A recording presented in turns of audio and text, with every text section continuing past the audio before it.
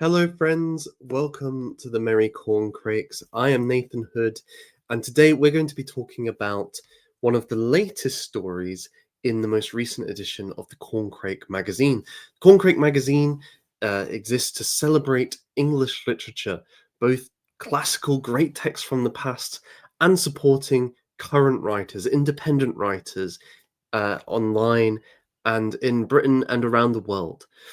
And so if you're interested in those things, if you want to read good stories, you can find them at the corncrakemag.com.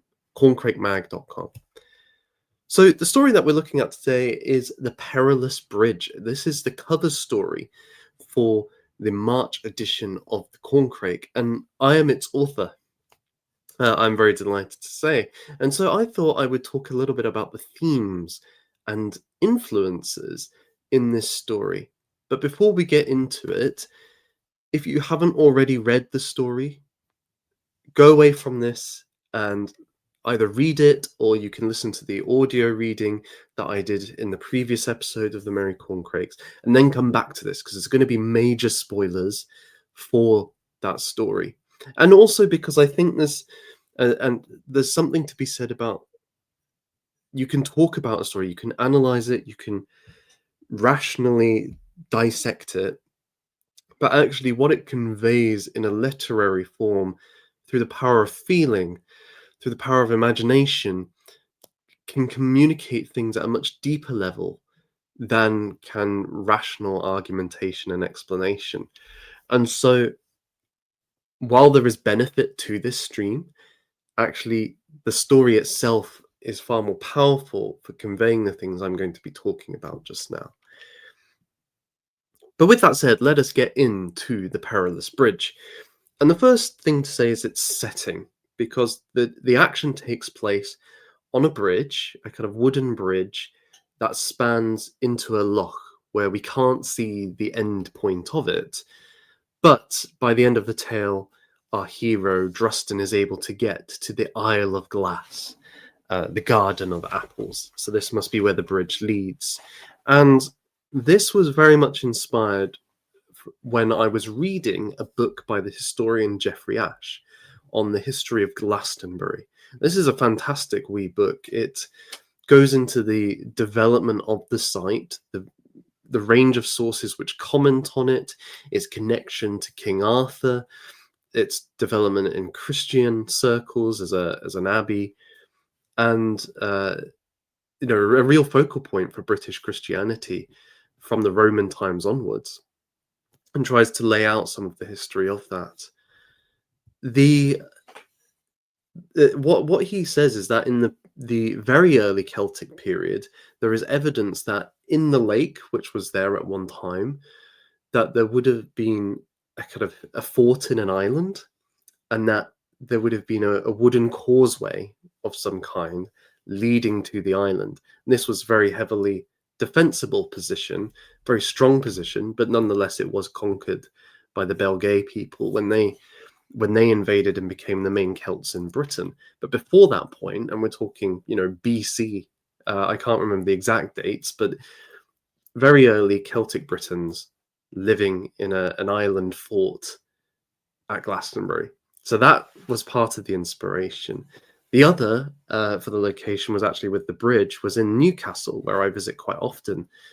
There is a bridge, the swing bridge, which is able to open up to allow for ships to pass through because it's too low for them to get underneath.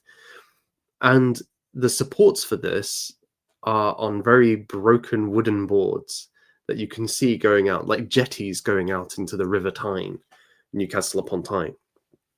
So that was also part of the inspiration for the setting of this tale. These kind of very old wooden bridges. It very captures the imagination. What's at the end of this bridge? Where does it go? At the heart of a lake, so a place of, because water is connected with life. It's a life-giving thing. So whatever's at the heart of this lake, it's not only hard to get to, it's not only somewhere mysterious, but it seems to be connected with life in some way. And that's an important aspect which I'll touch on later on. The other thing with this location is if we go back to Glastonbury, Ash talks about how it seems that pagan people associated Glastonbury with the king of the fairy folk. Now, when we say fairy folk, I don't mean Tinkerbell and 19th century depictions of tiny women in cute dresses with wings giving little wishes. The fairy folk were essentially all the magical folk in the medieval era. So this could mean goblins, for example, or dwarves, or elves, or brownies and bogles, and so on. All the different kinds of creatures and monsters which weren't demonic or angelic come under the fairies. The king of the fairies, he was called Gwyn, and there are several tales which associate Gwyn with Glastonbury. And it seems like the top of the hill was almost seen as a meeting point between his kingdom, the other world, Anwyn or Anwyn, and our world. So much so that Ash speculates that Gwyn, who's the leader of the Wild Hunt, would go forth once a year, bringing to Glastonbury all the souls of the dead and then taking them over to the fairy otherworld. Because, as he has rightly pointed out, what the fairy otherworld was often associated with the land of the dead. And this is unsurprising. If we think of hills being a connecting point between these two worlds, well, hills are also connected with burial mounds for the dead, barrows for the dead. The same with lakes, for example. Lakes were often places where there were bodies left, bog bodies, as they were called. Now, this is something that there's some research gone into, and how they end up there, we'll touch on later. But again, lakes are associated with the fairies. Think of the Lady of the Lake in the stories of King Arthur. So we can see that these kind of liminal spaces are both fairy and dead. The land of the dead, the land of the fairy. So I think this was an interesting thing for me. This sort of space. It's a connection between worlds, and that charges it with power and energy and something quite difficult to control. And so this is where our hero is trying to head. This sort of place. It's not there that he's going, but it gives us an indication, or the kind of memory that these sorts of things can convey to us, even if we don't know these things explicitly. They're there in our ancestral memories, our cultural memory. We bring those to the story. So speaking of which, who is our hero? Well, his name is Drustan, and he is seeking Isolde. She has been captured, kidnapped, and he wants to rescue her from the Isle of Glass. This is a Celtic, or a Galicified, if that's a word, a Galicified version of Tristan and Isolde, the famous love story, which we have stories from the 10th century onwards, 10th, 11th century, and it probably predates that, but it's a love story. It's about a man who rescues is the wrong word. A man who is sent to Ireland by his king Mark to go and conquer the Irish. And when he does so, he is to bring back the daughter of the king of the Irish to marry his liege. But on the boat home, Tristan and Isolde fall in love, and they conduct a secret tryst. They are found out. It all ends in tragedy. Tristan is killed. Isolde, I think, dies as well. And this story was very powerful. It was very popular. It becomes incorporated into the Arthurian legends, and it would get. It was told with the most beauty and power by Richard Wagner in his opera Tristan and Isolde, right? Or Tristan and Isolde. So it touched on themes which were important in the 19th century about love and its place within society, its place in relationship to the contractual nature, the practical nature of marriage. And I was quite I wanted to do something with this, not least because I love the opera, but also because the themes of the story, when they're played out, are very compelling to me. I think I think there's 2 levels to this, and I've already indicated to one. One is that the the conflict or apparent conflict between the passionate romance of young love, of being consumed by love for another person, and the social ramifications. So in medieval society, people did not marry out of love. They married primarily, at least on the elites, they married for political, social power. So you marry this woman because this binds your family with her family. This forms an alliance. We can now call on their men to fight a battle, so on and so forth. I marry this woman because then my heir will inherit her land and it will become part of my dynasties, and so I've expanded my dynasty's power and glory. So you can see that in these things, the marriage is a political contract, which is really a formal thing. It's a structural thing about creating a of relationships. Whereas love, at least in a kind of and I think this comes through in the courtly literature, it's not that. It's actually uh, overwhelming desire for another person, for union with that person, a mutual desire for each other.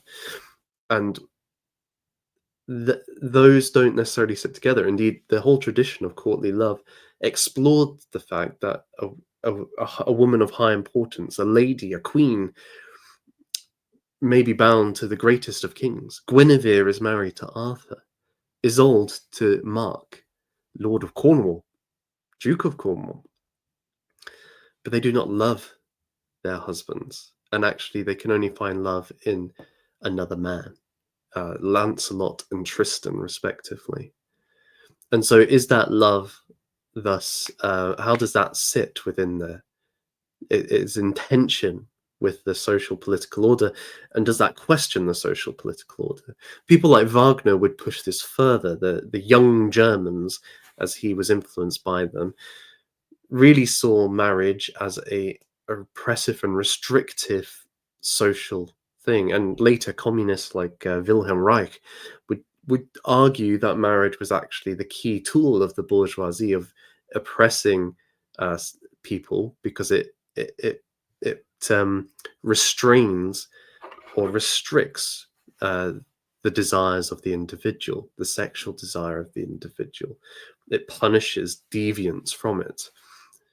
Whereas for the young Germans and for someone like Wilhelm Reich, actually that needs to be broken open so that we can pursue our desire or love most fully. And you kind of see this in Wagner. He's exploring it in Tristan and Isolde. In the Ring Cycle, we have Siegmund and Sieglinde are actually identical twins, or not identical twins. That's no, they're not identical. They are twins who look very similar, although one's male, one's female. And Wotan is pretty okay with it, that they're in love with each other. He blesses it at first. He thinks it's wonderful because who can stand in the way of love? What is convention? What is social stigma when these two love each other? It is his wife who says, "No, the laws of nature cannot abide this. They must die." And so he executes the order. But there is this idea. So I find that a kind of interesting thing. But more than that, I think there's another thing here, which is that Lancelot and Tristan are not bad men, or at least they don't appear that. They are the height of virtue. They are brave and courageous. They are noble. They follow the right etiquette. They do good by their lord. They want to serve their lord. They are religious men. They are, in many ways, the best of the best. So, how can it be that the best of the best break their oaths to their lords? They break their oaths to their God and abandon what they should be doing, which is serving their masters, and instead are having an affair with their wives. How do they end up doing this? Why do they end up doing this? How can a noble man fall so hard and break his duty, abandon his duty, make a cuckold of of men who they love and would go into battle for and die for? This is a question that, often it's glossed over, but actually it's worth consideration. And the only answer I can find to that is the power of love, the power of that overwhelming desire for that other person. You could call it love, you could, but call it lust, but I think it's more than lust. I think it's a kind of spiritual yearning as well, or an emotional yearning that's found in the other.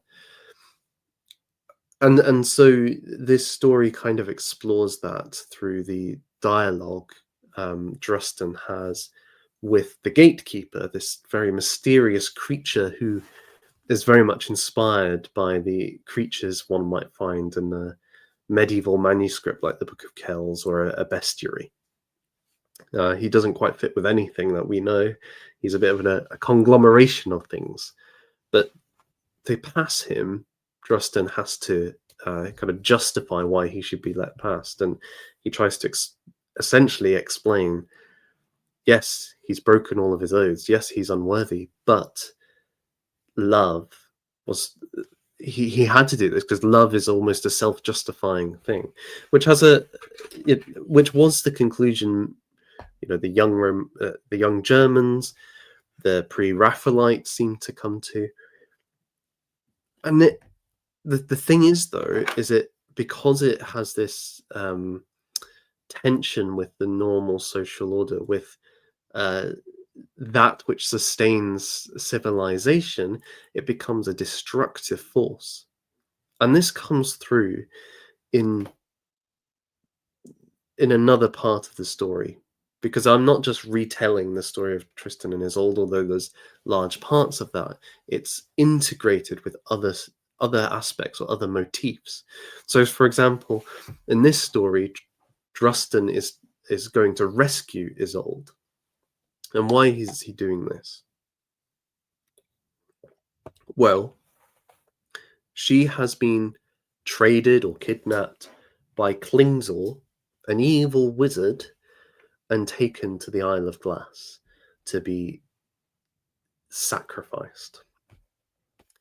Now, there is a lot of different things going on there. Klingsor is a wizard from Wagner's opera Parsifal, but I've also integrated him with the character of Maliagant or Melvas, who in Arthurian literature kidnaps Guinevere and takes her to his castle in the wasteland. These characters are nefarious, they're manipulative, they're often seen as very destructive and seeking power over others. Why the sacrifice? Well, we are told by the gatekeeper that to basically the world is in decline, in decay.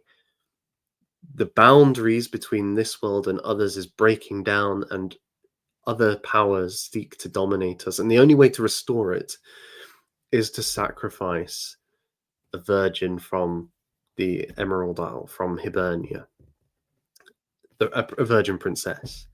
And Isolde is the virgin princess because she has never slept with Mark, because of the affair with Drustan.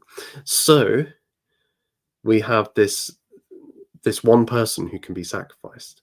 Now, why would this restore the world? Well, in a lot of Celtic thought, Celtic pagan thought, there is this idea that kind of following the nature, there's a sense in which the death of the old brings life to the new, and so the dead are always kind of a source of new life for the world. And this is particularly the case when there's a bad harvest, for example. So a bad harvest, well, we kill the king, the chieftain, a new chieftain arises, and there is new life once more. It's like out with the old, in with the new. And there is something. This has been the suggestion behind a lot of the bog bodies that I was telling you about earlier. That actually many of these people who were put into the bogs seem to have been sacrificed as part of that. So when we talk about fertility rituals and so on, this is often left out, but there is a sense in which the taking of a life brings new life. The burying of the seed brings new shoots. It's that kind of thing. We also have in other stories, like in Greek mythology, Agamemnon had to sacrifice his daughter to placate the gods and thus allow for his ships to sail to Troy. So it's also drawing on that sort of story as well. This sort of thing where it is the duty of the people to sacrifice this individual to save their kingdom, to save their society. This is a theme I touched on in a previous story that has been in the Corncrake as well. It's obviously something that's captured my imagination.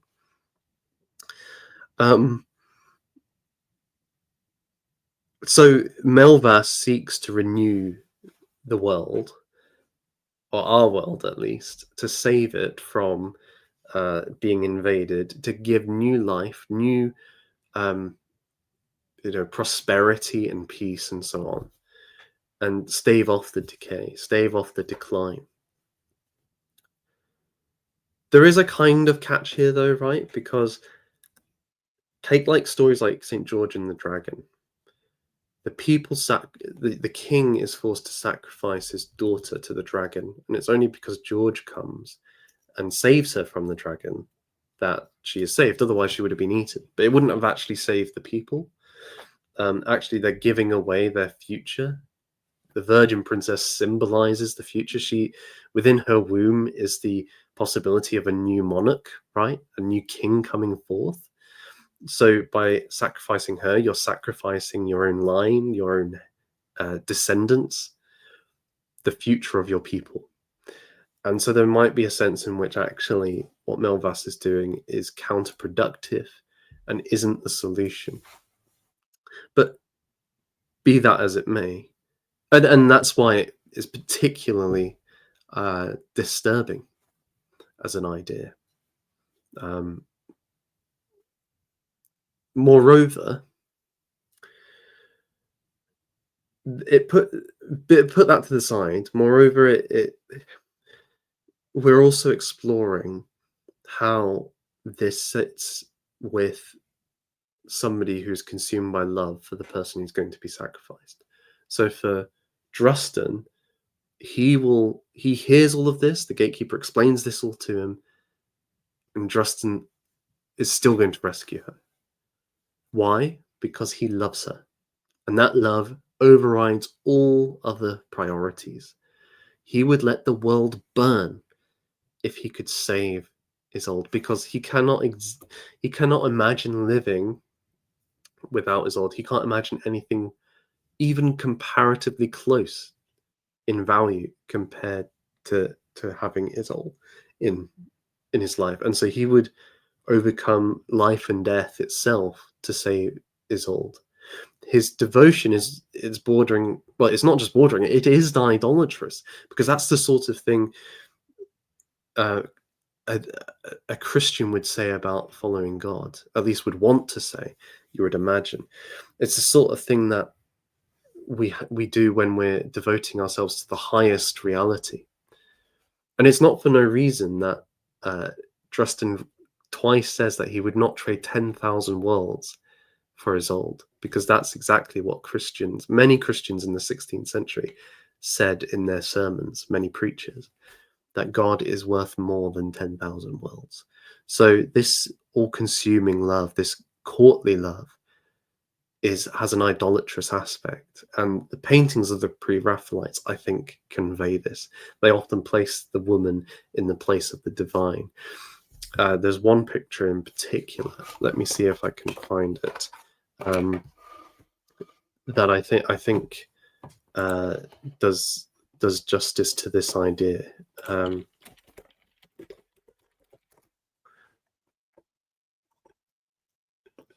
It's I think it's by John Collier, and he was a British painter, a pre-Raphaelite painter. And yes, this one is actually again another Wagnerian reference going on here. He painted a scene from Tannhauser, and you can see that here our hero is kneeling before a somewhat scantily clad lady, and his hands are in a prayer motion, and it's almost as if he's adoring or worshipping this woman. That is what Trustin is doing with Isolde in this story. And so it explores how such love, such romantic love, while it might have a self-justifying aspect, has an inherently destructive, almost tornado-like capacity. You see this in another example in Star Wars with Anakin and Padme. Anakin will destroy the Jedi Order to save Padme. He will allow for Darth Sidious to rise to become the Emperor. He will let that happen so that he can save Padme. In the case of Lancelot and Guinevere, Lancelot's love for Guinevere ultimately is that which fractures the kingdom and brings about the end of the Arthurian Golden Age. That's the instigating thing. So it is a very dangerous thing, and I think because we often focus on individuality, but I actually think that far less than individualism, it is this embrace of romantic love which has fractured the bonds of society in a way that maybe previous eras didn't go so far in on and found, but there was still there were the social or the political orders were in place, but that was repressive to such love in certain situations. We've gone the other way, and so that has kind of exploded open many of those ties which cannot withstand it. There is one final thing I want to touch on with this, though, because I've just been explaining this, right? In a rational way through ideas and concepts and trying to talk through the influences and ideas in this story. And so, in many ways, I'm addressing your mind. I'm talking to your mind, but there is a theological and philosophical tradition which suggests that there are some truths which are beyond rational comprehension.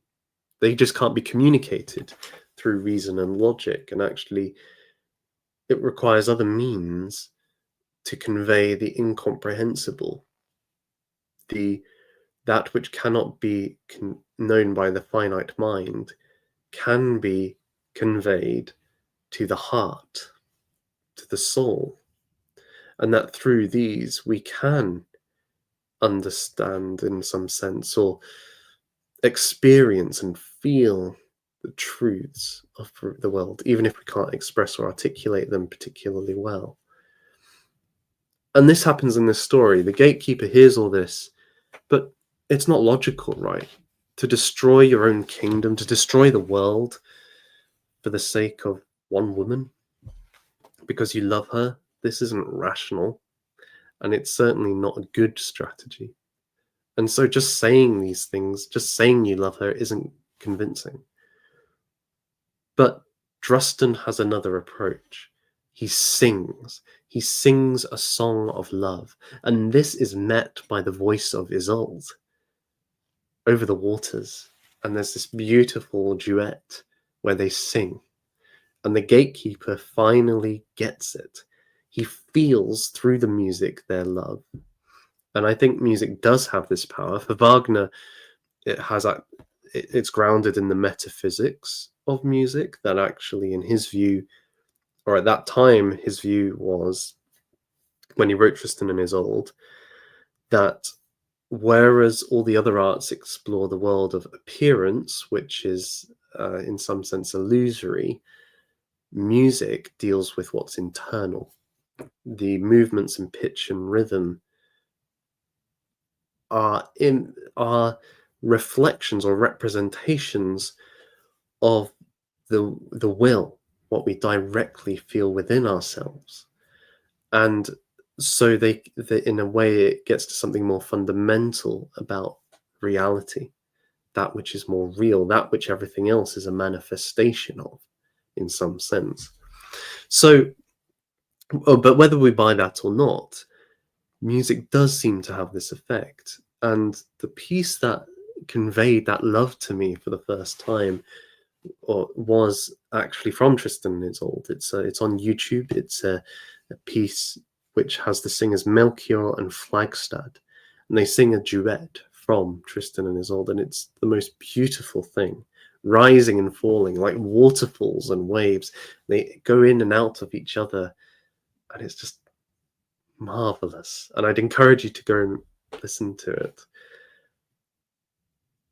This idea that music can be a power like that uh, is also found in something like the Silmarillion, where Tolkien gives this strength to Luthien, who through her songs is able to cast spells, essentially to mesmerize people, to make them fall in love, to overcome dark and powerful foes. Her voice have through her voice, she's able to convince the gods that Beren should be brought back from the dead, a blessing which no one else has been granted. Song has this power. It speaks to us in a language below language, below verbal words, and it's the feelings it evokes in us. And so that's how Drosten succeeds and is allowed passage into the Isle of Glass, and one of the names of Glastonbury, the Garden of Apples. Think of the Garden of Eden. The ash tree, which in Norse mythology is kind of the root of the world, which all things grow from, all of the different spheres, all of the different places.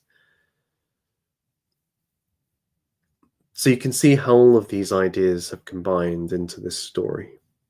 So I hope that this gives a little bit of insight into the influences and ideas in the tale, and maybe if you've already read it, maybe it's a good chance to go back and do it again. I hope that you enjoy it, and yeah, let me know what you think about these things, because I know I'm touching on some uh, very interesting but also contentious things. And I haven't made up my mind on these things. In fact, I feel a little bit conflicted about all of this. I think that there's a lot of ambiguity, and I see the pulls in different directions. And it's something I wrestle with to a certain extent as well. So I think that's a good place to leave it. Thank you for watching. Please remember to go and read the Corncrake magazine. It is fantastic. It is supporting up and coming writers, and we should support initiatives like that. So thanks very much. Bye for now, friends. Bye.